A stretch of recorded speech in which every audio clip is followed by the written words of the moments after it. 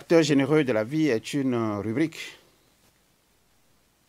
qui nous permet d'exhumer au besoin, de faire connaître et de célébrer les savants et héros africains, vivant à un niveau de l'espace cosmique.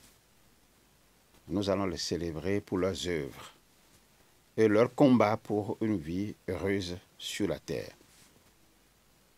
Ce sera notre manière de leur rendre hommage pour tous les sacrifices qu'ils ont consentis,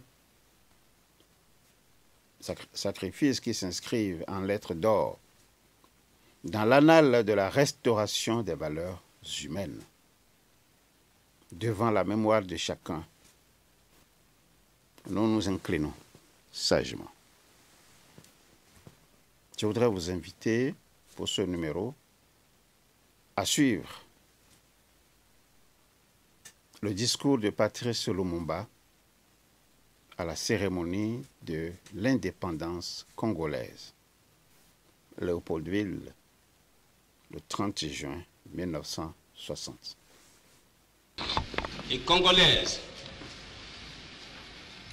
combattants de l'indépendance, aujourd'hui victorieux, je vous salue au nom du gouvernement congolais. À vous tous, mes amis, qui avez lutté sans relâche à nos côtés, je vous demande de faire de ce 30 juillet 1960 une date illustre que vous garderez ineffaçablement gravée dans vos cœurs,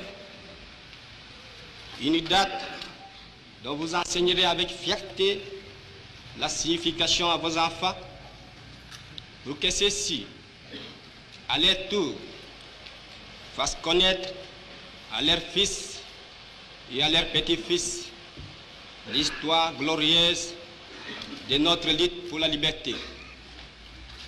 Car cette indépendance du Congo, si elle est proclamée aujourd'hui dans l'entente avec la Belgique, pays ami avec qui nous traitons d'égal à égal, ni les Congolais digne de ce nom ne pourra jamais oublier cependant que c'est par la lutte qu'elle a été conquise.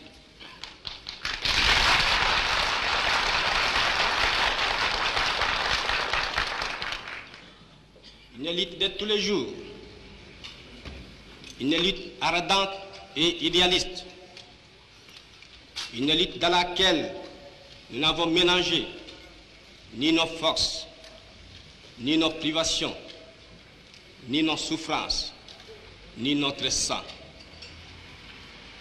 Cette lutte qui fit des larmes, des feux et des sang, nous en sommes fiers jusqu'au plus profond de nous-mêmes, car ce fut une lutte noble et juste, une lutte indispensable pour mettre fin à l'humiliant esclavage qui nous était imposé par la force.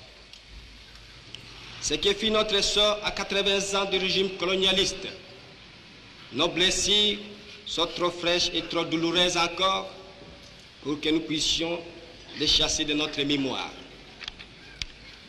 Car nous avons connu le travail harassant, exigé en échange des salaires qui ne nous permettaient ni de manger à notre faim, ni de nous vêtir ou nous loger décemment, ni d'élever nos enfants comme des êtres chers. Nous avons connu les ironies, les insultes, les coups que nous devions subir matin, midi et soir, parce que nous étions des nègres. Qui oubliera qu'à un noir, on disait tu, non certes comme à un ami, mais parce que les voeux honorables étaient réservés aux seuls blancs. Nous avons connu que nos terres furent spoliées au nom des textes prétendument légaux qui ne faisaient que reconnaître les droits du plus fort. Nous avons connu que la loi n'était jamais la même, selon qu'il s'agissait d'un blanc ou d'un noir, accommodante pour les uns, cruelle et inhumaine pour les autres. Nous avons connu les souffrances atroces des relégués pour opinion politique ou croyances religieuses. exilés dans leur propre patrie, leur sort était vraiment pire que la mort elle-même. Nous avons connu qu'il y avait dans les villes des maisons magnifiques pour les Blancs et des paillotes croulantes pour les Noirs. Que les Noirs n'étaient admis dans les cinémas, ni dans les restaurants, ni dans les magasins européens. Que les Noirs voyageaient à même la coque de péniche, au pied du Blanc dans sa cabine de luxe. Qui oubliera enfin les fusillades où périrent tant de nos frères? Les cachons furent brutalement jetés, ceux qui ne voulaient plus se soumettre au régime d'injustice, d'oppression et d'exploitation.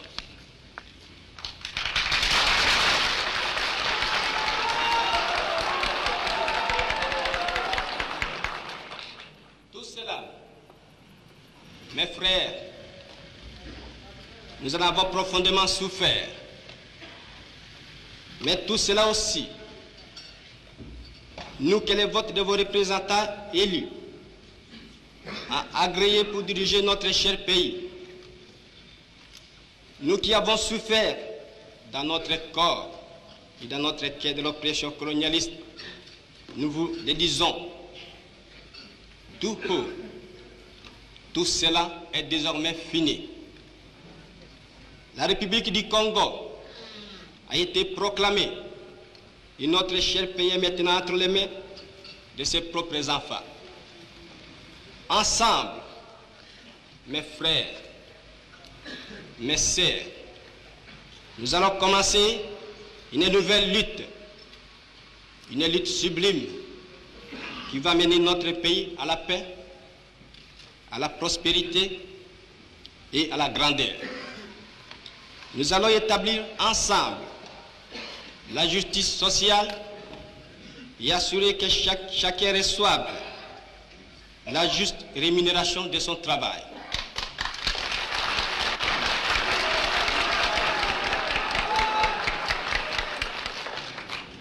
Nous allons montrer au monde ce que peut faire l'homme noir quand il travaille dans la liberté. Et nous allons faire du Congo le centre de rayonnement de l'Afrique tout entière. Nous allons veiller à ce que l'été de notre patrie profite véritablement à ses enfants. Nous allons revoir toutes les lois d'autrefois et en faire de nouvelles qui seront justes et nobles. Nous allons mettre fin à l'oppression de la pensée libre et faire en sorte que tous les citoyens jouissent pleinement des libertés fondamentales prévues dans la Déclaration des droits de l'homme.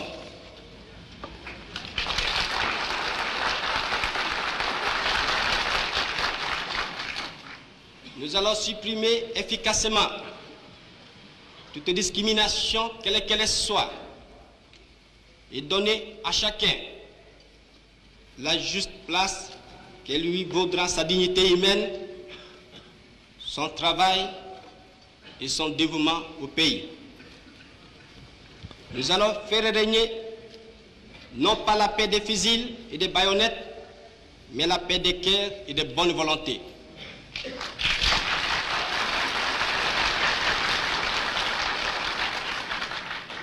Et pour tout cela, chers compatriotes, soyez sûrs que nous pourrons compter non seulement sur nos forces énormes et nos richesses immenses, mais sur l'assistance de nombreux pays étrangers dont nous accepterons la collaboration chaque fois qu'elle sera loyale et ne cherchera pas à nous imposer une politique quelle qu'elle soit.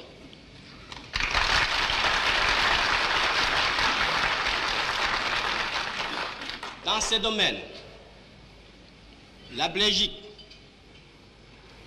qui comprenant en fait l'essence de l'histoire, n'a pas essayé de s'opposer à notre indépendance, est prête à nous accorder son aide et son amitié, et un traité vient d'être signé dans ce sens entre nos deux pays égaux et indépendants.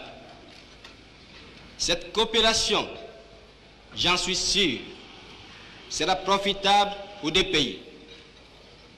De notre côté, tout en restant vigilants, nous saurons respecter les engagements librement consentis.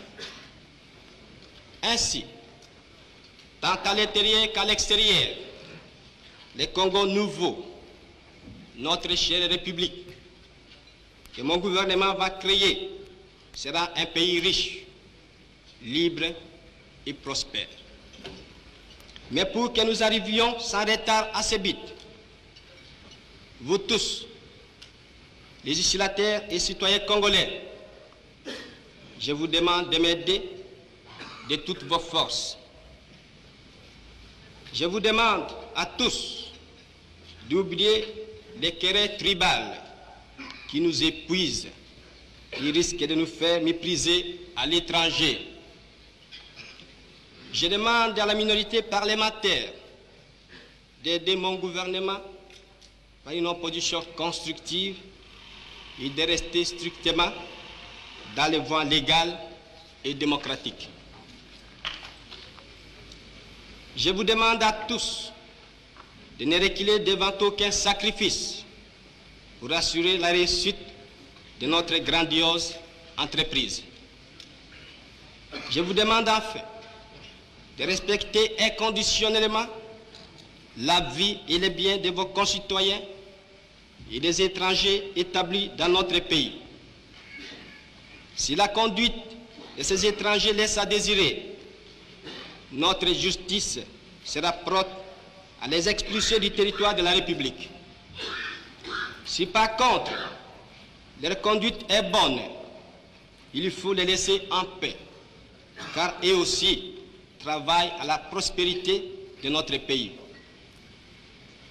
L'indépendance du Congo marque un pas décisif vers la libération de tous les continents africains.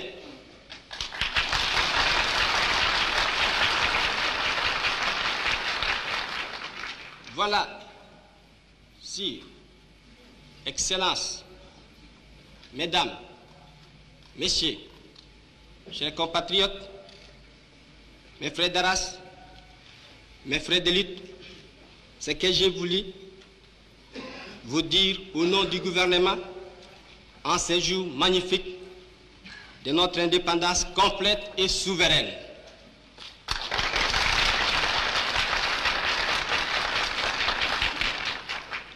Notre gouvernement fort, national, populaire, sera le salut de ce pays. J'invite tous les citoyens congolais, hommes, femmes et enfants, de se mettre résolument au travail en vue de créer une économie nationale prospère qui consacrera notre indépendance économique. Hommage aux combattants de la liberté nationale. Vive l'indépendance et l'unité africaine. Vive les Congo indépendants et souverains.